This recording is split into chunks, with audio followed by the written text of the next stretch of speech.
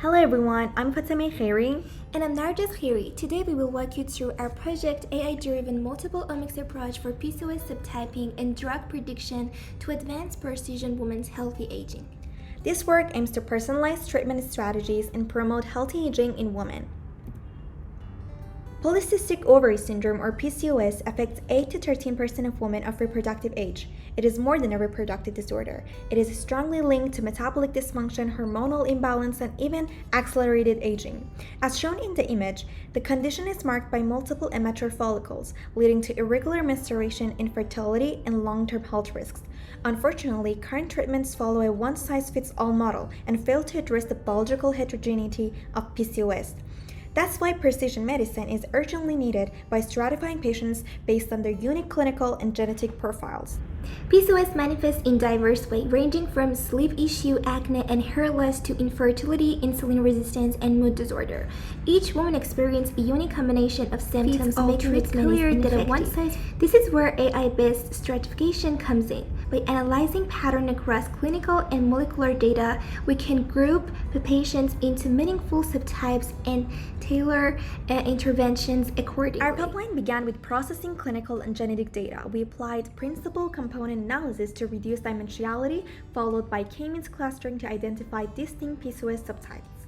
Each cluster gene set was submitted to Enricher to examine enriched pathways, disease associations, and potential drug targets. We then used two approaches to drug prediction: an unsupervised mapping of drug to enriched cluster features, and second, a supervised ML model trained to predict treatments based on patients' profiles. We use clinical and biochemical data from NHNAES from 2021 to 2023 cycle.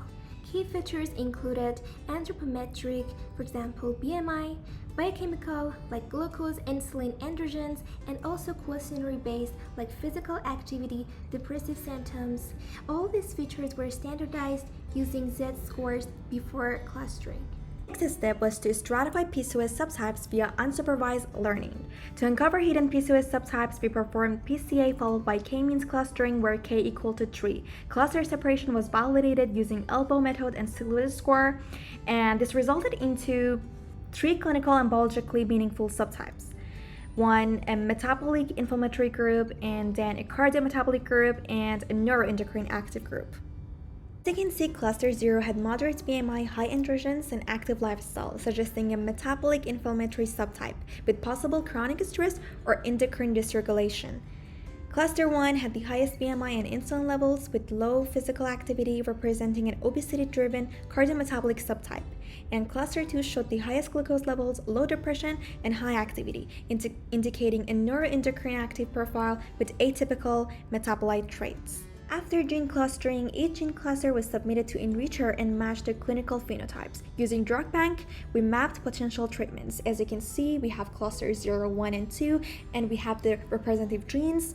We found the enriched pathways, the disease associations, and potential drug targets. And this is the top enriched pathways per PCOS cluster. And as mentioned, Enricher and DrugBank helped us to identify relevant pathways and suggest agents like this for each cluster based on the specific enriched pathways that we found. And overall, our predictions were highly accurate looking at the confusion matrix data, achieving 98% overall accuracy with perfect precision and recall for both drug classes. For final supervised drug class prediction, we trained a random forest classifier to predict treatment categories, in that it includes metformin, oral contraceptives, or anti-androgens, and also ovulation induction agent. Labels were assigned using clinical thresholds such as high glucose insulin or BMI, which is for metformin, and also high androgens, that is for included oral contraceptives. Others could be included as ovulation induction. We used a 70/30 train test split and included both clinical and molecular features. And as shown in the confusion matrix, we achieved a 99% accuracy with a macro F1 score of 0.99, most predictions were correct with minimal misclassification. And finally, to understand which features most influence the drug predictions, we used SHAP, and we realized that higher physical activity and lower depression scores predicted a non-metformin category of treatments, and elevated glucose and androgens predicted metformin or hormonal therapy. In summary, we found out multiple omics stratification enabled precision subtyping, which include inflammatory, cardiometabolic, and neuroendocrine, and also drug prediction was aligned with biology. That is supervised Also, machine learning increased achieved high high performance from performance. logical agents